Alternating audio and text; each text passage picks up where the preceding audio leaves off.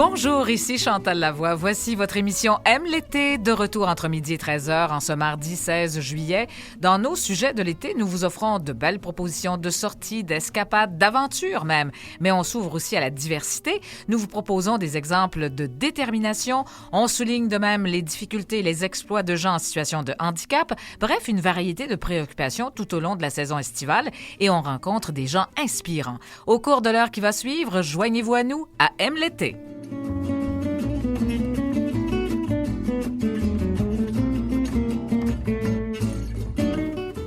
Et au menu aujourd'hui, on va recevoir Maxime Drolet, tétraplégique qui, à force de volonté, est devenu un athlète accompli.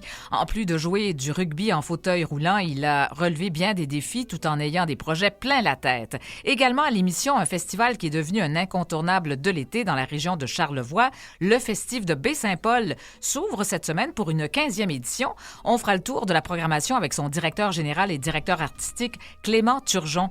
Notre collaboratrice à la recherche et chroniqueuse Clarence Robitaille-Meloche s'intéresse à la communauté LGBTQ+.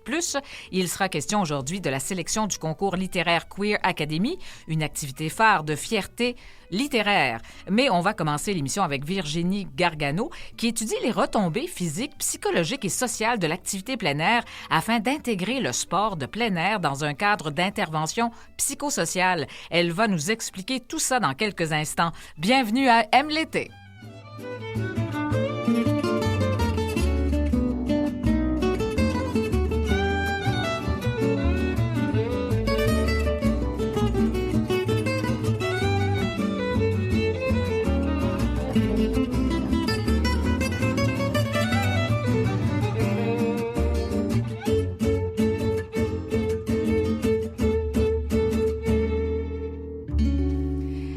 Oui, bienvenue à Aime l'été avec Nathalie Barrette à mes côtés. Bien sûr, bonjour Nathalie. Bonjour. Écoute, je voulais juste te rappeler. Hier, on a parlé d'agro-tourisme avec la Terre des Bisons. C'était super intéressant.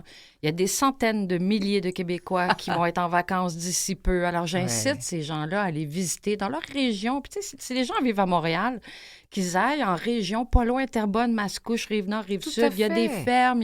Encourager les agriculteurs, les éleveurs, qui se fendent en quatre pour nous produire, nous offrir des produits de qualité. Alors, j'avais juste envie de mentionner ça pour commencer, encourager les gens d'ici. Découvrir des produits locaux et des gens qui nous offrent de beaux projets aussi agro-touristiques. Beaux produits. Et puis moi, je suis passée au marché Jean Talon. Et puis, écoute, vraiment, l'odeur ce matin, c'était extraordinaire. En fait, j'ai pas pu finalement, j'ai pas pu acheter ce que je voulais parce qu'il y avait trop de monde, mais j'ai juste au moins profité de l'odeur du marché. C'était fantastique. Faut que tu le dises, tu as failli nous acheter une guédille au homard. Oui, mais ça sera peut-être pour une prochaine journée. Cela dit, c'est un lien privilégié aussi avec la nature, dans une certaine mesure, quand on va au marché, parce que c'est pour les gens qui ne peuvent pas sortir de Montréal ou qui sont à mobilité réduite, juste aller au marché, c'est un lien avec la nature. Et justement, notre prochaine invitée, elle, s'est intéressée au lien avec la nature, mais aussi avec les sports de plein air. Virginie Gargano, bonjour. Bonjour. Alors, vous allez nous parler des retombées de certaines activités de plein air, justement pour, notamment, en fait, les retombées psychologiques, physiologiques, également sociales, psychosociales, au niveau du sport de plein air. Et puis, en même temps, ça peut aider des organismes aussi à faire des interventions sociales auprès de certaines personnes, justement, par le biais du plein air. Alors, oui, c'est ça. Donc, vous êtes une chercheuse, bien sûr, et puis vous êtes professeur à l'École de travail social et de criminologie de l'Université Laval, mais vous avez aussi un doctorat en service social. Alors, ça, c'est pour vos présentations. Maintenant, vous êtes vous-même une grande passionnée de sport de plein air. Oui, effectivement. En fait, une des particularités de mon parcours, là, c'est le fait que, de façon parallèle à mes travaux de recherche, je continue à pratiquer avec différents groupes. Donc, j'amène aussi des expéditions de plein air avec différents types de groupes qui ont des besoins tout aussi différents les uns des autres, mais qui ont tous pour but, en fait, de démocratiser le plein air ou de le rendre accessible en fonction des besoins des personnes. Oui, c'est ça. Donc, vous avez entrepris une série d'études, mais vous vous êtes en fait intéressé à 3 activités en particulier. Oui, en fait, cette étude-là, elle porte sur des pratiques qui sont dites immersives. Donc, je me suis intéressée davantage à l'escalade de rochers, au canot d'eau vive et à la randonnée pédestre pour savoir, en fait, de façon un peu plus particulière, là, en quoi ces activités-là ont des retombées sur différentes dimensions de la santé pour ultimement les incorporer à des démarches d'intervention. Par contre, ce qu'il faut savoir, c'est qu'au-delà des pratiques immersives, il y a quand même des répercussions ou des retombées qui sont associées aux pratiques qui sont dites un peu plus passives. Donc, là, je vous écoutais parler tantôt là, des expositions, en fait, quand on va au marché ou qu'on a accès à des jardins. C'est ça. Pour les personnes pour qui c'est plus difficile d'avoir accès au plein air, il y a quand même des retombées aussi à s'exposer à la nature d'une façon un peu plus passive. Donc, en jardinant, en ayant accès à des plantes, en ayant de la lumière naturelle dans la maison. Donc, oui, mon projet de recherche porte sur les activités là, que j'ai nommées, mais il y a quand même aussi des répercussions à être exposé à la nature. Donc, je trouvais ça important de le souligner, en fait. D'ailleurs, vous offrez vous-même des formations auprès des médecins pour les sensibiliser davantage à, finalement, cette exposition à la nature et puis même en milieu hospitalier. Ça peut être juste de placer les lits face à une fenêtre ou enfin à proximité d'une fenêtre pour que les gens aient accès à l'extérieur, peut-être à des arbres. C'est vraiment important. Oui, effectivement, mais c'est ça, c'est que souvent quand on parle de plein air, on pense on voit le montagnard là, en train d'accéder à un sommet. Mais moi, ce que je pense, c'est que c'est important pour la population de savoir qu'au-delà de ces expériences-là qui sont très immersives et qui sont très onéreuses aussi, qui requièrent aussi un temps assez fou, en fait, quand on pense à nos quotidiens, à notre quotidien, c'est de se dire qu'au-delà de ces expériences-là, il y a des expériences un peu plus passives qui peuvent être incorporées dans notre quotidien en fonction de la vie qu'on a. Donc là, vous prenez l'exemple effectivement là, du milieu hospitalier dans lequel juste de changer l'angle en fait des lits peut donner accès à des lieux naturels ou en fait à la lumière naturelle. Et à des paysages qui sont peut-être plus intéressants qu'un mur et qui ont des impacts sur la santé. Donc, moi, au-delà des activités qui sont plus immersives, je pense que c'est important que les gens sachent que, justement, d'avoir accès à de la lumière naturelle, de pouvoir faire des expériences de jardinage, d'aller prendre des marches en milieu naturel ou près des milieux urbains, ou même de se centrer sur les aspects qui sont naturels autour de nous dans des milieux urbains, ça peut aussi avoir un impact. Évidemment, quand on incorpore de l'activité physique, puis une pratique qui est plus immersive dans un milieu comme l'escalade de rochers, comme le canot d'eau vive, comme la randonnée pédestre qui se déroule en milieu naturel, là, on vient potentialiser l'apport. Mais ceci étant dit, quand on n'a pas accès à ça, de prendre une marche puis de se centrer sur les éléments naturels qui nous entourent, d'ores et déjà, on a des effets. Effectivement. Quand vous parlez d'impact et d'effet, on parle majoritairement de quel effet? Effectivement, effet positif, là, mais on parle de quoi? On va parler nécessairement d'effets qui sont physiologiques, donc au niveau de la diminution des taux de cortisol dans le sang, OK? Donc, qui sont des indicateurs de stress. On va parler de la variabilité du rythme cardiaque ou en fait de la fréquence cardiaque qui diminue, de la réduction du stress. Fait que là, on est plus dans des données physiologiques. Mais au niveau psychologique, on va parler du calme, de l'augmentation de l'humeur positive, pardon, il y en a tellement. Là, oui, mais je sais, finalement. Non, mais il y a des impacts aussi au niveau cognitif, forcément. Oui, effectivement. Donc, au niveau psychologique, on va parler de l'augmentation de l'estime de soi, de la confiance en soi. Après ça, on va parler de retombées au plan social qui sont pas nécessairement liées au fait d'être en plein air, mais au fait d'être en relation avec d'autres personnes. Exact. De dire, quand je vais en milieu naturel, finalement, si j'utilise toujours la même piste, je fais toujours le même trajet, je vais être susceptible de rencontrer des personnes que je vais recroiser puis qui vont me permettre, en fait, d'avoir une retombée au plan social.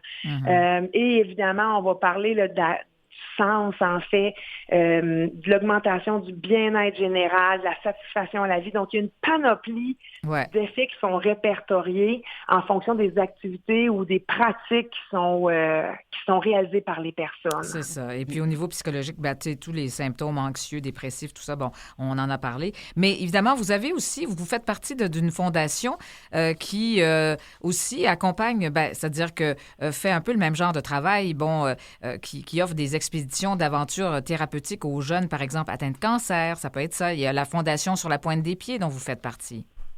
Oui, effectivement. Donc, à la Fondation Sur la Pointe des Pieds, on réalise des expéditions avec les jeunes et les adultes aussi qui sont atteints de cancer ou qui sont en rémission. Et ces expéditions-là ont pour but, en fait, de regagner la confiance en soi, de vivre une expérience qui est ancrée dans le bien-être. Puis ce qu'il faut savoir, c'est qu'avec cette population-là, ces personnes-là, bien souvent, ils ont un parcours, une trajectoire de vie qui les amène en milieu hospitalier, à passer beaucoup de temps en milieu hospitalier, puis ce qui fait qu'il y a une certaine fracture, en fait, au niveau social. Donc, si par exemple, je suis un adolescent, puis finalement, j'ai des traitements qui font en sorte que je manque d'école pendant plusieurs mois, on sait que la socialisation, le sentiment d'appartenance au père, c'est super important à cet âge-là.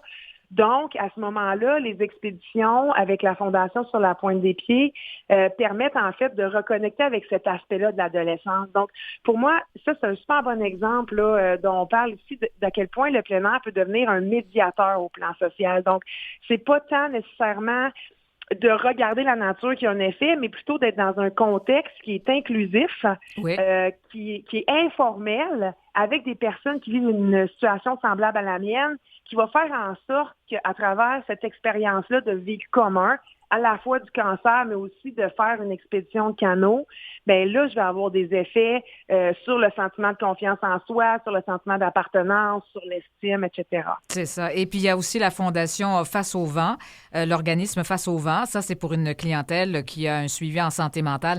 Alors, c'est le même principe, finalement.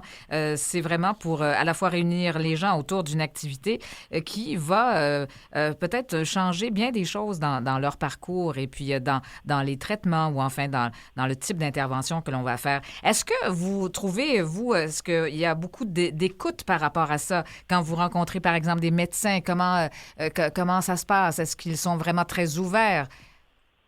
Oui, c'est sûr que quand moi je donne des formations, d'ores et déjà, les gens qui se présentent, c'est des gens qui sont ouverts à ces pratiques-là.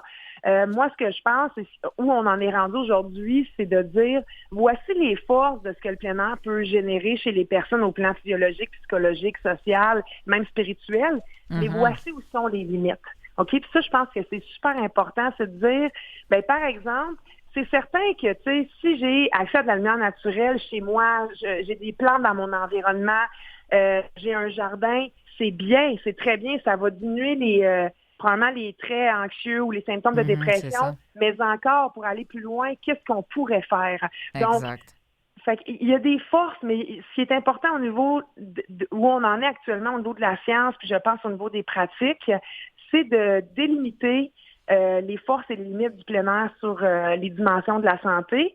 C'est pour ça, pour moi, que c'est important aussi de parler des expositions qui sont un peu plus passives ou quasi-passives, comme je vous le disais, s'asseoir dans un parc, prendre une marche, se centrer sur ce qui est naturel, parce que oui, ça a un impact, mais après ça, de façon plus immersive, quand j'augmente l'activité physique, là, c'est sûr que je vais encore plus augmenter ou diminuer, les symptômes anxieux et les symptômes associés à la dépression, parce que là, je viens potentialiser l'effet de la nature en ajoutant l'activité physique. Exemple, c'est sûr, si on fait de l'escalade de rochers, là, pour en avoir fait, c'est sûr qu'on est dans le moment présent. Enfin, il y a plein de... Évidemment, c'est sûr que, ça a un impact différent, évidemment, sur les gens qui pratiquent ce genre d'activité-là.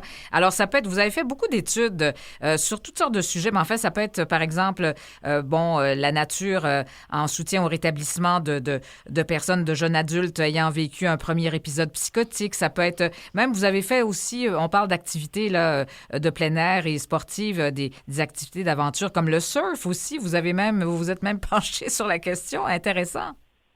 Oui, ce que je pense en fait, c'est que aujourd'hui, on est soumis à un potentiel de stress vraiment grand dans notre quotidien.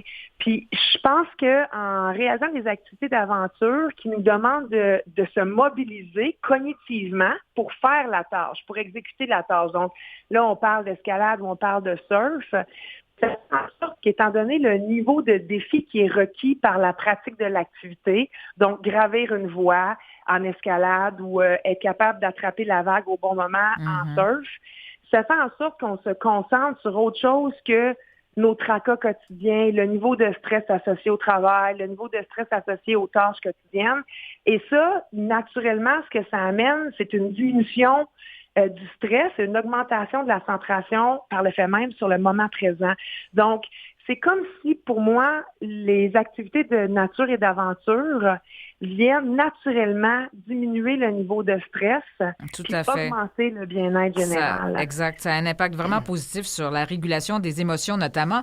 Mais alors, c'est sûr que là, vous avez travaillé bien fort dans toutes sortes, effectivement, on parle de toutes sortes d'activités, mais évidemment, vous avez choisi, là, vous avez eu votre subvention justement du Conseil de recherche en sciences humaines du Canada pour justement étudier les retombées de 3 activités spécifiques. On a parlé de l'escalade, le canot et la randonnée pédestre. Là, vous êtes en fait, tout ça parce que ces 3 activités-là, il faut le dire, les gens ici au Québec pratiquent ces activités-là en grand nombre, parce qu'on a beaucoup de sites d'escalade. Ici, on a aussi des rivières en quantité. Oui, on en a beaucoup. Alors, on fait du canot, bien sûr, et on a beaucoup de réseaux de sentiers pédestres. Alors, et puis en même temps, je veux dire, vous voulez aussi, là, vous êtes à l'étape de l'écriture, je pense. Vous avez colligé les données.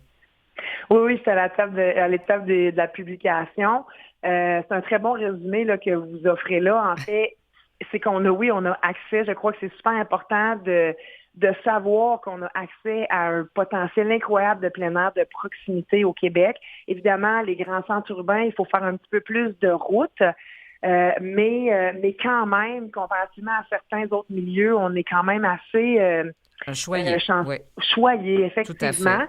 Et je crois que si on sait reconnaître le potentiel de ces activités-là, puis on est plus susceptible de les utiliser ou de les mobiliser comme personne, en fait, on a une incidence directe sur notre propre santé globale. Exactement. Et je crois, par contre, puis la raison pour laquelle j'ai investigué 3 activités différentes, c'est que je crois de façon naturelle, je ne dis pas d'explication là à ça, mais on a une résonance pour certaines activités plutôt que d'autres. Puis c'est pour ça que je suis allée investiguer, les personnes qui aiment le canot et le kayak d'eau vive ou de rivière, si on veut, c'est quoi la différence en fait pour leur intérêt pour cette activité-là, puis qu'est-ce que ça génère versus les personnes qui s'intéressent davantage à l'escalade ou la randonnée. C'est ça. Puis moi, j'ai envie de dire, c'est juste de faire une activité ou de pratiquer une activité qui nous intéresse, puis pour laquelle c'est naturel pour nous. Tu sais, quand on force, puis on se sent pas dans notre élément, c'est d'investiguer la panoplie d'activités qu'on peut faire. Exactement. Parce que des fois, je trouve qu'au Québec, on va parler de randonnée pédestre, après on va parler de course en sentier, mais au-delà de ça, il y a une panoplie d'activités qui peuvent être réalisées, et ça en fonction des milieux qu'on a, les rivières, les lacs, les parois d'escalade. En tout cas, Virginie Gargano, ça a été passionnant de vous recevoir. Là, c'est tout le temps qu'on a malheureusement, mais évidemment, vous allez partager aussi votre étude autant que se peut là, avec la population. Alors, on aura tous peut-être les tenants et aboutissants de cette recherche-là. Merveilleux. Écoutez, ça a été un plaisir de vous accueillir. Ça m'a fait plaisir. Bonne journée. Chantal, je voulais te mentionner les gens qui, en fait, les randonnées au Québec les plus populaires qui conviennent aux fauteuils roulants, il y a un site Internet. Alors, All Trails, je m'excuse, c'est en anglais, All Trails, ALLTRAILS.com. C'est pour les randonnées, mais pour les fauteuils roulants. Donc, avec toutes des indications routières qui ont été préparées à la main, des avis détaillés, des photos des randonneurs. Alors, donc, on invite les gens à aller voir alltrails.com. Oui, parfait. Puis on entendait un petit téléphone là, dans les parages. Bon, alors, on s'arrête dans une pause et puis on a notre prochain invité. On l'accueille dans un instant.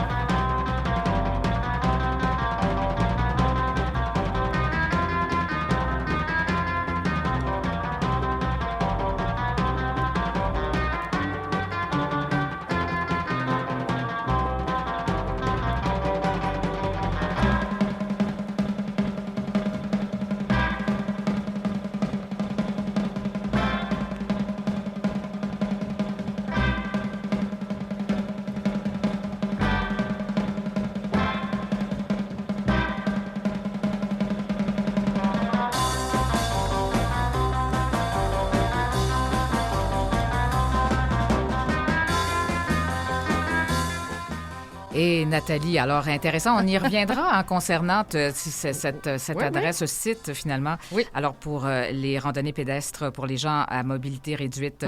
Mais on va parler maintenant avec notre collaboratrice à la recherche et chroniqueuse Clarence Robitaille-Meloche. Bonjour Clarence. Bonjour. Alors aujourd'hui, tu vas nous parler de Queer Academy, qui est une activité phare de fierté littéraire. Oui, tout à fait. Donc, Queer Academy, c'est la 2e édition cette année et j'ai assisté hier soir aux sélections parce que l'événement se divise en 2 parties. Mm-hmm. D'abord, les sélections qui ont eu lieu donc le 15 juillet, hier, et la finale qui aura lieu le 1er août. Normalement, la fierté à Montréal est au début août. Pourquoi ils ont fait les sélections de Queer Academy le 15 juillet? C'est parce que le principe de l'événement, c'est de faire une compétition littéraire avec des mentors. Donc, ça ressemble un peu à La Voix. Donc, oui, en quelque sorte, oui. C'est vraiment... C'est comme une compétition, un concours. Voilà. Mm-hmm. Donc, et il y a des semaines de mentorat entre les mentors et les mentorés pour les préparer à la finale. Donc, ils ont commencé un peu avant la fierté. D'accord. Alors, c'est une espèce de... on a évidemment sur une autre station, une autre chaîne, le combat des livres. C'est un peu ça, finalement. Alors, il y a des gens qui vont défendre ces œuvres-là. Non, pas exactement. Pas tout à fait ça. Okay. C'est pas exactement ça. Donc, Queer Academy, ce qui se passe, c'est qu'il y a 4 mentors. Donc, cette année, c'était Sylvie Payette, Jonathan Bécotte, Chris Bergeron et Leila Sofiane. Donc, 4 auteurs qui sont liés à la communauté LGBTQ+. Ils prennent chacun 2 mentorés, donc des gens qui ont soumis des textes d'environ 200 mots de façon anonyme et qui ont été présélectionnés. Au total, ils avaient reçu 24 textes. Ils en ont présélectionné 12. Et donc, donc au final, il y en a 8 qui sont sélectionnés pour la compétition. Et ils vont les mentorer, donc ils vont les accompagner dans une écriture de texte et il va y avoir une finale le 1er août où on va lire les nouveaux textes, présenter les auteurs et le gagnant remporte un contrat d'édition avec la maison d'édition TNT. Ah, voilà, c'est ça, exactement. Bon, merci d'avoir précisé tout ça. Et puis, alors, ces textes-là, est-ce que ces lectures vont être faites par des comédiens, ça se peut-tu? Alors, à la sélection, effectivement, il y avait une comédienne qui était présente et qui lisait les textes à voix haute. Donc, les mentors n'avaient pas le texte sous les yeux, ce qui rend la tâche difficile parce que souvent, la lecture d'un texte permet d'en saisir un peu mieux l'essence ou la simple manière dont la typographie est faite, comment le texte est organisé, peut donner un indicatif sur comment apprécier le texte. Là, ils n'avaient pas ça. C'était uniquement à l'oral. Ah, d'accord. Y avait-il des sujets imposés ou c'était... La majorité des thématiques étaient autour de la communauté LGBTQ+, évidemment. Donc, certains textes abordaient l'identité sexuelle, d'autres abordaient l'homoparentalité, certains autres abordaient plutôt le sentiment de solitude ou la remise en question avec soi-même. C'était des textes tous assez imagés, mais comme c'est un concours qui est organisé par Fierté Montréal, ou par Fierté littéraire, qui participe à Fierté Montréal, ce que ça tourne autour de la communauté de LGBTQ+, c'était une évidence. Bien sûr. Alors, justement, cette finale, finalement, va aussi coïncider avec le cabaret littéraire qui va ouvrir officiellement le Festival de Fierté littéraire. Donc, événement dans le cadre aussi de Fierté Montréal. Et puis ça, je sais qu'on a le Denis Martin-Chabot, qui en est le directeur artistique, que vous retrouvez ici même à Canal M, et oui, qui va remplacer d'ailleurs Hélène Denis au cours des prochaines semaines. Alors, ça, il va vous en parler, ça, c'est sûr. Comment as-tu aimé ta soirée hier? J'ai trouvé que les textes qui étaient présentés étaient tous très riches, à la fois différents entre eux, parce qu'il n'y a pas 2 textes qui se ressemblaient là-dedans. Et j'ai trouvé ça aussi très stimulant, mais pas surstimulant. Ce que je trouve agréable dans les événements de la fierté littéraire, c'est que justement, ça permet de célébrer la fierté dans une ambiance qui est beaucoup plus calme, beaucoup plus posée, dans laquelle on peut fermer les yeux et se laisser aller au son de la voix du comédien ou de la comédienne qui lit les textes. Et c'est quelque chose que je trouve très agréable, étant quelqu'un qui est facilement surstimulé. Mm-hmm. Donc, c'est une alternative intéressante. La seule chose qui serait susceptible, peut-être, si vous me permettez le petit trait d'humour, de surstimuler quelqu'un à la Comédie de Montréal, c'est la couleur des murs. Ils sont quelle couleur? Rouge et jaune, un peu comme logo de McDonald's. Ah. D'accord. Alors, c'est au Théâtre La Comédie de Montréal, qui est situé sur le boulevard de Maisonneuve-Est. Au 11-13, voilà. Alors, il y a une activité que tu aimes bien aussi dans le cadre du festival Fierté littéraire, hein, je pense, c'est Transpoésie?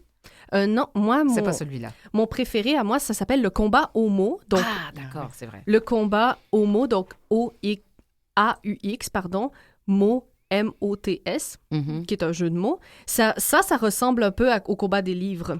Donc, c'est 4 panélistes qui défendent chacun un livre qui a été écrit par un auteur queer qui aborde des thématiques queer comme étant le meilleur. Et à chaque tour de parole, le public vote pour celui qu'on élimine. Et à la fin, le public vote pour son préféré et c'est celui-là qui gagne. D'accord. Donc là, il y a vraiment déjà une liste de ces œuvres-là. La liste est sélectionnée. La liste est déjà sélectionnée, contrairement à la sélection de Queer Academy où ils ne donnent pas trop de détails à l'avance pour garder le suspense. Là, pour le combat des livres, c'est annoncé. On a les panélistes, on a les livres qui vont être défendus. Personnellement, je préfère ne pas le savoir à l'avance parce que j'aime arriver là et me baser uniquement sur les arguments des panélistes pour choisir mon préféré. Je veux juste revenir sur Queer Academy, la finale. Est-ce que les gens peuvent y assister? Oui, bien sûr. Okay. Les événements de fierté littéraire sont tous ouverts. Ils sont tous gratuits, sauf le tout dernier. Qui va être payant. Et ils sont également diffusés sur YouTube. Donc, sur la chaîne littéraire, vous tapez Fierté littéraire sur YouTube et vous pouvez facilement trouver leur chaîne et avoir accès à tous les événements. Chantal, je trouve ça important de mentionner parce qu'elle nous parle beaucoup de littérature et je tiens à préciser quand même que tu as fait tes études qu'est-ce que tu as? Tu as un bac en communication? Non. Je suis présentement au bac en communication journalisme. Mais... Avant, j'ai étudié en études littéraires à l'UQAM aussi, donc j'ai un bac en études littéraires. Études littéraires, parfait. Quand même. Eh bien, c'est ça. Et on suivra la semaine prochaine Denis Martin-Chabot, directeur artistique de Fierté littéraire. Il va continuer à nous en parler, bien sûr. On s'arrête le temps d'une pause. Oui. On revient après pour la deuxième moitié d'heure à Aime l'été.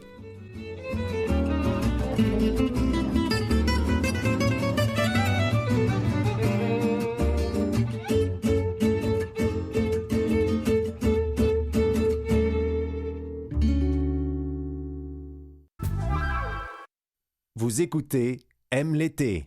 Et oui, deuxième moitié d'heure de Aime l'été, toujours avec Nathalie Barrette, bien sûr, qui est toujours avec moi en studio. Et puis là, on a la chance aussi de garder Clarence Robitaille-Meloche avec nous aussi. Alors, on accueille notre prochaine invité, qui est Clément Turgeon, qui est directeur artistique et fondateur, du festif de Baie-Saint-Paul. Bonjour. Bonjour. Ah oui, dire que ça a commencé avec, évidemment, dans une soirée bien arrosée. On s'était parlé l'an dernier, en fait, et puis vous nous aviez raconté un petit peu la genèse de ce beau projet, et puis soirée arrosée avec des amis, et puis vous êtes toujours là pour votre 15e anniversaire. Oui, exactement. Puis on est très, très, très reconnaissant de pouvoir encore poursuivre ce beau rêve-là, finalement. Mais oui, c'est ça. Puis dire que vous étiez jeune, vous l'êtes encore, mais en fait, dire que finalement, vous vous êtes créé une job pour pas mal d'années à venir encore. Alors, c'est merveilleux. Ça, c'est vraiment, c'est à la fois un beau projet pour vous, mais pour toute la communauté et puis tous les Québécois qui viennent vous visiter année après année, parce que c'est un des festivals phares de l'été, il faut le dire. Là, puis la région de Charlevoix, endroit très couru, évidemment, non seulement pour les Québécois, les touristes et tout, mais enfin, alors c'est sûr que c'est un festival incontournable. Ben oui, puis année après année, on finit par le réaliser, là, l'ampleur de l'événement. Je pense qu'on se promène un peu partout, puis les gens nous en parlent. Puis vous prenez de l'expansion à chaque fois aussi, hein? Ça grossit tout le temps. Je pense que l'an passé, vous aviez 125 concerts, spectacles? Puis là, vous en avez davantage? Puis on en a 3 de plus. il y en a encore plus, mais oui, puis tu sais, on essaie toujours de trouver l'équilibre, puisqu'on pourrait se développer davantage, mais en même temps, ce qui est spécifique au festival, c'est le lien avec la communauté. On se déploie sur les balcons, les cours arrière, un peu partout. Donc, faut garder cet esprit-là, puis si on grossit trop, ben on va le perdre. Donc, c'est un bon défi, en fait. Là. Des fois, c'est plus dur de grossir c'est plus dur de rapetisser que de grossir. Oui, vous avez raison, parce qu'avec l'engouement, tout ça, ben on se laisse emporter. Puis les artistes aussi qui souhaitent y être forcément, parce que c'est un festival qui a une grande visibilité. Mais là, cette année aussi, il y a quand même certaines nouveautés, je pense, notamment, ça commence cette semaine, là, officiellement le 18 juillet en soirée. Mais en fait, vous avez aussi fait en sorte que la rue Saint-Jean-Baptiste soit piétonne maintenant. Oui, exactement. En fait, dans l'année dernière, on a réalisé qu'il y avait quand même beaucoup d'enjeux entre la circulation automobile et les festivaliers. Donc, ça devenait un petit peu moins sécuritaire. On a eu des rencontres avec, entre autres, la Sûreté du Québec, le ministère des Transports. On a conclu que la meilleure chose, c'était de rendre la rue piétonne, ce qui était déjà le cas, mais en partie. Donc là, vraiment, on barre à partir du début de la caisse de jardin, puis on fait une bonne partie de la rue. Ça va être plus sécuritaire, puis pour nous, ça ajoute une expérience où si les gens aiment cette rue-là, puis là, ils vont pouvoir profiter oui, c'est une très belle rue, piétonne. Forcément. Alors, puis en plus, vous avez quand même fait des petites modifications au niveau de l'espace. D'abord, l'espace VIP n'existe plus, de sorte que sur la place des Jardins, vous pourrez dorénavant accueillir 300 personnes de plus, c'est pas rien? Oui, on est toujours en mode, on repense à chaque année nos sites, puis on voyait que l'intérêt était beaucoup plus vers des billets, finalement, d'avoir plus de place que d'avoir du VIP. Donc, nous autres, on a priorisé ça. Ça nous permet d'avoir un petit peu plus de monde. Puis, on a fait plein de petites modifications sur nos sites en général. On a aussi des nouvelles, des nouveautés, des shows surprises qui vont se dérouler dans des cours qu'on n'a jamais visités. La série Urbania, ça nous transporte à la Bétonnière Perron, au Mousse Café, dans la caserne de pompiers. Des lieux inusités aussi, c'est ça. Vous investissez des lieux différents. Exactement. Puis nos préférés, c'est toujours les cours. Fait qu'on a la shop à Ghislain, la cour à Joanne, la cour à Michel. Donc, on donne le nom des citoyens parce qu'ils nous permettent de nous installer là. Donc, c'est important de le souligner. Exactement. Et puis, vous avez quand même 50% des spectacles gratuits, là. Oui, exactement. Tout près de 50%. Puis ça, c'est toujours un défi à chaque année là, de maintenir ce niveau de gratuité-là dans notre programmation. Mais c'est important parce qu'on veut que ça soit accessible pour tout le monde. On a aussi beaucoup d'artistes découvertes, donc les gens peuvent découvrir sans prendre le risque, finalement, d'acheter des billets à l'avance. Donc, ça ajoute beaucoup à la spontanéité de l'événement. J'aime beaucoup votre zone de réconfort avec la présence d'organismes communautaires. Pouvez-vous nous en parler? Oui, ça, c'est une zone qu'on a inaugurée il y a quelques années déjà. Donc, on a des organismes de la région qui sont là pour informer, prévenir, encadrer, accompagner les festivaliers. On veut essayer que ça soit un contexte le plus sécuritaire possible, inclusif et tout ça. Donc, ces organismes-là ont entre autres SAPSA pour la détection des drogues, finalement. Donc, vous pouvez... on ferme pas les yeux, là, puis les festivals le font de moins en moins. On sait qu'il y a de la consommation. Donc, SAPSA offre le service de détection. On s'assure donc qu'il n'y a pas d'exemple de présence de GHB, des choses comme ça. Ça évite beaucoup de tragédies, tout ça. On a des organismes aussi sur le terrain qui vont se promener un peu comme des travailleurs de rue. Puis si il y a des enjeux où si quelqu'un se sent inconfortable, il peut repérer ces personnes-là qui ont des dossards blancs. Donc, c'est tout un encadrement qu'on fait, puis on veut s'assurer d'éviter que des gens aient des expériences malheureuses. Avec Calax aussi, qui est là pour prévenir les violences à caractère sexuel. C'est super. Oui, Calax, on a aussi Ressources Genesis, on a Vision d'espoir et de sobriété. Donc, on a un bel éventail d'organismes. On a aussi, évidemment, Ambulance Saint-Jean qui sont là, les paramédics. On a beaucoup de collaboration avec la Sûreté du Québec et les ambulanciers aussi. Bon, alors merveilleux, ça c'est vraiment un volet très intéressant, très responsable aussi alors de votre festival. En fait, alors bien des gens qui seront au rendez-vous. Alors bien sûr, bien du monde à loger, faut le dire quand même. C'est sûr que là, il est un petit peu tard là pour les hébergements quand même, mais il y en a quand même certainement en dehors de Baie-Saint-Paul. Alors, puis cette année aussi, il y a quand même les médias de l'étranger qui seront là, des médias de l'Angleterre. Alors, il y aura une sorte d'échange en même temps qui va se faire. C'est-à-dire que même plus tard, vous allez aller aussi rencontrer peut-être des artistes de là-bas. Mais enfin, il y a une présence des médias de l'Angleterre qui vont couvrir l'événement.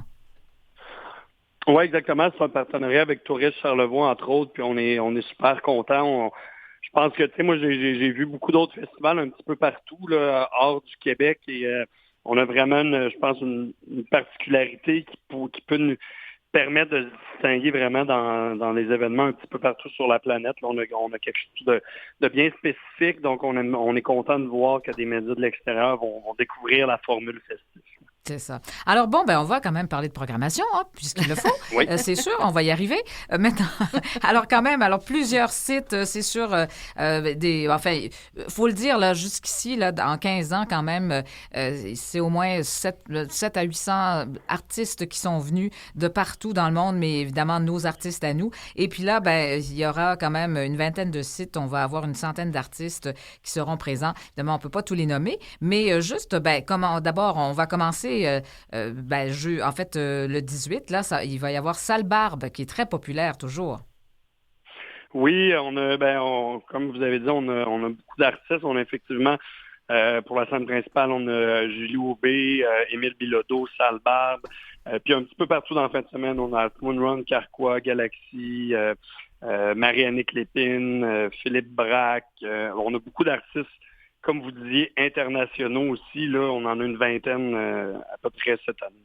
C'est ça, c'est pas rien quand même, ce groupe montréalais Half Moon Run qui est très populaire. Alors, effectivement, il y a Carquois, il y a le trio Le Roi, La Rose et Le Loup, composé bien sûr, d'artistes bien connus. Enfin, bref, et puis différentes scènes aussi. Alors, ça veut dire différents partenaires, bien sûr, qui sont toujours essentiels à la survie de ce type de festival, là, il faut le dire, parce que vous disputez en même temps les artistes. C'est pas évident de bâtir une programmation.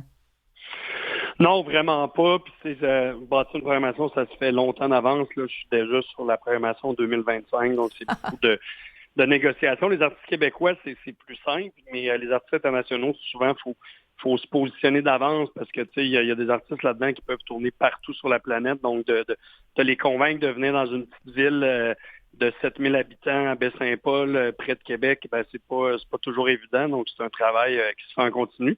Des fois, il y a un artiste, ça peut faire 5 ans que j'essaie de les avoir puis que je réussis enfin après plusieurs années. Oui, c'est ça. Donc, alors, ça vaut la peine vraiment d'aller voir toute la programmation, les différents sites. Là. Effectivement, on est même dans la cour des gens. C'est vraiment intéressant. Et c'est spécial. Il y a aussi un off festif. Oui, en fait, il y a des commerçants qui avaient le goût de s'impliquer, d'embarquer dans l'aventure. Donc, il y en a certains qui organisent des spectacles. On les place dans notre programmation. On les nomme off festif. Donc, c'est vraiment des initiatives de commerçants. On travaille quand même la programmation avec eux. On veut s'assurer que ça fonctionne bien avec notre ADN. Puis ça, c'est gratuit également. Exactement. Donc, vous nous avez nommé quelques noms, mais enfin, il y en a tellement. Petit Béliveau, Philippe Braque. Alors, vraiment, c'est très intéressant. Oui, Nathalie a une question pour vous. En fait, vous travaillez en collaboration avec Kéroul aussi pour l'accessibilité pour les personnes en situation de handicap. Oui, tout à fait. C'est un partenariat qu'on a mis en place cette année. Donc là, c'est une phase 1. Là, on va en faire beaucoup plus, mais là, pour l'instant, on a vraiment mis en place une zone pour les personnes à mobilité réduite, des rampes d'accès pour nos billetteries, des rampes d'accès à d'autres endroits pour que ça soit plus accessible un petit peu partout. On a des tapis aussi quand c'est des espaces gazonnés. Donc, c'est une première étape, mais le but, c'est vraiment de s'assurer que les personnes à mobilité réduite peuvent participer autant que tout le monde. Tout à fait. Alors, évidemment, la formule passeport, ça, c'est pour les spectacles payants, mais comme on dit, il y a quand même 50% des spectacles qui sont gratuits, alors il faut vraiment regarder ça. Il y a des passeports aussi, il y a différentes formules. Là, on peut évidemment avoir des billets unitaires également. Et puis, moi, ce que j'aime, évidemment, de vous, là, c'est Clément Turgeon, c'est que finalement, vous avez plein de projets, puis en même temps, ça veut dire que le festif, ça continue même en dehors de ce festival. Vous avez conçu, en fait, il y a le festif dans les écoles. Oui, le Festival École, c'est vraiment un autre projet qu'on est extrêmement fiers. Nous, ça nous permet d'être à l'année finalement, puis de diffuser de la musique, présenter des artistes. Donc là, l'année dernière, on a été dans près de 85 écoles partout au Québec, donc c'est pas seulement dans Charlevoix. On se déplace avec des artistes connus ou des artistes émergents. On fait des spectacles pour les jeunes, des ateliers d'écriture. Dans certains programmes, même, on compose des chansons. Donc, c'est vraiment un beau projet qu'on a mis de l'avant. Là. Je pense que ça va être la 8e édition déjà. Ah, quand même. Alors ça, c'est intéressant. Donc, ça ouvre d'autres portes. Et puis, effectivement, puis ça a toujours été votre mandat en même temps, votre mission là, de faire connaître des artistes émergents. Alors, le festif de Baie-Saint-Paul, d'autant plus, là, vous avez, je pense, aux gens qui vont aller vous voir, il y a maintenant aussi une autre belle attraction dans la région, Cité Mémoire, qui à Charlevoix. Donc, ça incite les gens aussi à se déplacer pour aller dans cette belle région. Ben, il y a plein de choses à faire. C'est vraiment une région exceptionnelle. Il y a plein d'affaires culturelles, mais il y a aussi le plein air, juste la beauté des lieux. C'est un argument pour descendre à Baie-Saint-Paul. C'est ça, parce que, bon, Cité Mémoire, ce sont ces grandes projections là, enfin, dans un cadre naturel. Et puis, bon, on en est à notre 2e édition. Je pense qu'on a rajouté un autre tableau. Alors, ça s'ajoute évidemment au plaisir, à l'expérience d'aller dans cette belle région de Charlevoix et à Baie-Saint-Paul pour le festif. Ça commence donc ce jeudi, c'est ça? Oui, nous, il y a une ouverture demain soir. Demain soir, officiellement, oui. 7h avec le Parvis Musique. Donc, c'est un endroit, il y a des DJ sets et tout ça. Donc, c'est vraiment le fun comme activité de pré-festif. Et le festival, dans sa forme régulière, commence le jeudi. Oui, parce que le Parvis, c'est un endroit aussi pour célébrer, pour fêter, pour danser. Et c'est vraiment, ça, c'est fort intéressant avec des DJ sur place également. Et puis, il y a une programmation, je pense, au niveau familial aussi. Hein? Je pense qu'il y a un spectacle de cirque. Oui, on a des activités sur la rue Saint-Jean-Baptiste qu'on met piétonne pour l'occasion, comme on disait. Donc, on a des animations de cirque. On a aussi un espace famille. Il y a des activités, bricolage, initiation à la musique et tout ça. Donc, les parents sont extrêmement bienvenus avec leurs enfants. On a beaucoup de spectacles gratuits aussi. Ça fait que c'est plus simple pour les familles de pouvoir profiter de l'événement. Oui. Alors, vous avez évidemment votre petit côté éco-responsable. Alors, au niveau aussi de bien sûr, bouteilles d'eau réutilisables qu'on peut se procurer. Vous avez plein de trucs comme ça. Puis, en fait, des îlots de tri aussi. Alors, c'est intéressant de voir tout ce que vous faites aussi au niveau éco-responsable. Merci beaucoup, Clément Turgeon, d'être venu nous en parler. On vous souhaite quand même un bon festival du 18 au 21 juillet. Mais en fait, ça commence officiellement demain soir. Ben oui, merci à vous. Merci beaucoup et à l'an prochain. Au revoir. Merci. Au revoir.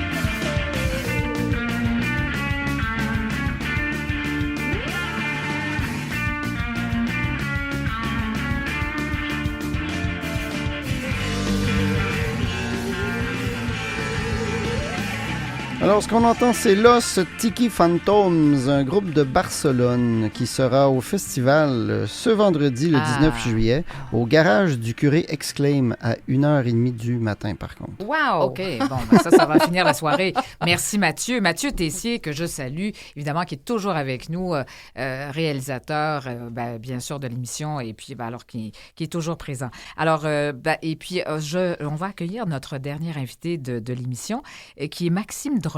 Bonjour, Maxime Drolet. Bonjour, ça va bien? Très bien, merci. Et puis, on va parler évidemment de votre parcours de vie. On va parler de ce que... En fait, je sais qu'on va vous recevoir, Nathalie. Tu me disais justement hors d'onde, comme ça, qu'on allait le recevoir de nouveau, mais pour une autre raison. Oui, en fait, Maxime, on s'est parlé la semaine dernière. On va commencer par parler de ton histoire, mais je sais que la semaine prochaine, on veut te recevoir à titre de spécialiste, parce que tu es courtier immobilier dans la vie. Et tu travailles avec des gens qui sont en situation de handicap, donc tout ce qui est maison adaptée, tout ça, tu connais ça. Oui, on va regarder ça pour la semaine prochaine. Exactement. Oui, j'ai développé une entreprise qui accompagne les gens pour tout ce qui touche à l'habitation, mais spécialement ça pour les gens qui ont un handicap ou des limitations physiques quelconques. Oui, parce que c'est ton cas. Tu as bien sûr, à l'âge de 19 ans, tu es devenu tétraplégique, hein? Oui, exactement. Bon, alors, suite à un accident de voiture, alors on ne va pas nécessairement reparler de cet événement-là, mais évidemment, tu as dû te rebâtir complètement. Tu as dû, évidemment, relever de nombreux défis.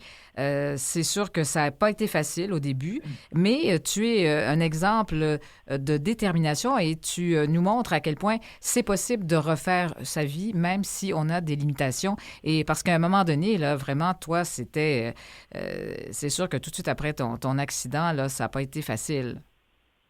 Non, c'est sûr que c'est ça quand c'est comme perdre les âges de ses jambes, de ses mains. C'est quelque chose vraiment, tu peux pas vraiment expliquer tant que tu le vis pas. Mais c'est sûr que je pense pas qu'il y ait grand monde qui vit ce genre de choses-là, que dans les débuts, c'est quelque chose de facile à accepter. Je pense que chaque personne a son comme degré de résilience, mais ça prend pas juste des mois, mais des années, je pense, à se rebâtir, comme tu dis. Puis c'est ça. Là. Moi, ça a pris quand même un certain temps, mais qu'est-ce que moi j'ai comme chance, c'est d'avoir vraiment un très bel entourage, une famille très proche de moi qui m'ont toujours encouragé dans tous mes projets. Donc oui, j'ai quelqu'un qui a beaucoup d'ambition, mais j'ai besoin de mon équipe pour pouvoir mener à bien mes projets, surtout quand tu fais un accident où que 80% des choses que tu faisais avant, tu peux plus les faire. Donc ça prend quand même des gens pour pouvoir t'aider à accomplir ce à quoi tu aspires. Donc c'est ça. C'est sûr que sans ma famille, je pense pas que j'aurais pu être là, mais oui, j'ai quand même, je pense, un peu en moi déjà ça, un peu de toujours vouloir plus, puis de pas de certaine manière s'apitoyer sur son sort. Donc, oui. Maxime, les gens qui nous écoutent en ce moment, qui vivent des moments difficiles, comme tu as vécu, parce que j'imagine, toi, à l'époque, quand tu as eu ton accident, tu devais te dire la vie est finie. Tu devais te dire ça sur ton lit d'hôpital. J'imagine que c'est difficile de remonter. C'est sûr que tu as toutes les pensées qui ne veulent pas dire que j'étais quand même assez jeune, j'avais juste 19 ans. Mm-hmm. Puis c'est sûr que tu as tous les types de pensées du genre, qu'est-ce que je vais faire? Je vais être capable de retomber en amour. Moi, j'avais une idée de qu'est-ce que je voulais faire aussi professionnellement, puis ce métier-là n'était plus possible. Donc, tu te remets en question sur un peu toute ta vie, puis tu perds l'usage aussi, mais tu perds aussi des sensibilités. Puis ça touche tellement d'aspects de la vie que des fois, les gens, ils pensent juste que, OK, ces gens ne bougent pas, c'est tout, mais c'est avoir surtout quelqu'un, quand tu es atteint de la moelle épinière, c'est beaucoup plus que ça. C'est de réapprendre aussi à comprendre comment ton corps fonctionne, tes organes, désolé, ils agissent différemment. Fait que c'est pas juste le côté physique, c'est le côté mental, c'est le côté aussi de réapprendre à comment ton corps maintenant il fonctionne différemment. Donc c'est beaucoup de choses à apprendre en même temps. C'est pour ça, comme je dis, ça prend des années à se rebâtir. Exactement. Ouais. Mais je t'admire beaucoup pour tout ce que tu as acheminé depuis c'est vraiment ce temps. un exemple très fort. Mais en fait, donc, tu avais c'est ça, le choix de t'apitoyer sur ton sort ou enfin de mordre dans la vie. C'est ce que tu as fait finalement. Et toi, tu étais déjà joueur de hockey. Alors, tu avais le sport, en fait, dans ton ADN, façon de parler. Tu avais déjà cette passion-là. Et donc, ça a été normal pour toi de te remettre à l'entraînement. Et évidemment, tu avais ton père, justement, qui qui t'accompagnait à des entraînements et tout, enfin, qui était très présent. Et puis, tu as un frère aussi qui est très impliqué avec toi. Ton frère, je pense que c'est ton frère jumeau, hein? Frère jumeau, ouais. Dans le fond, on est une famille de 4 enfants, puis on est tous vraiment très sportifs. Encore aujourd'hui, pas juste qu'on était enfants, mais maintenant, tu sais, ma soeur, c'est la plus vieille, elle a 34 ans. Moi et mon frère, on est dans le milieu, on a 30 ans, puis j'ai un petit frère de 25. Puis on est tous très sportifs. Ça a toujours été quelque chose de super important, naturel, pas nécessairement quelque chose de... Des fois, il y en a qui trouvent ça comme c'est un fardeau là, de devoir dire OK, il faut que je me mette en shape ou qu'il faut que je garde une certaine activité physique à chaque semaine. Nous autres, on a toujours vraiment aimé ça. Puis c'est ça, suite à ma réadaptation, tu sais, quand tu perds 80% des heures de ton corps, il y a beaucoup de choses du quotidien que tu peux plus faire. Puis tu sais, moi, on dirait que dans les débuts, c'est la seule chose que je me disais, tu sais, comme moi, je voulais m'entraîner pour devenir le plus autonome possible parce que l'affaire que je trouvais vraiment difficile, c'est de dépendre des autres. Fait que c'est quelque chose que j'ai même... Je dirais depuis mon accident, je fais encore plus d'activités physiques que j'en faisais avant. Donc, c'est vraiment quelque chose qui est devenu naturel. Puis j'ai même fait des marathons, j'ai fait des ultramarathons.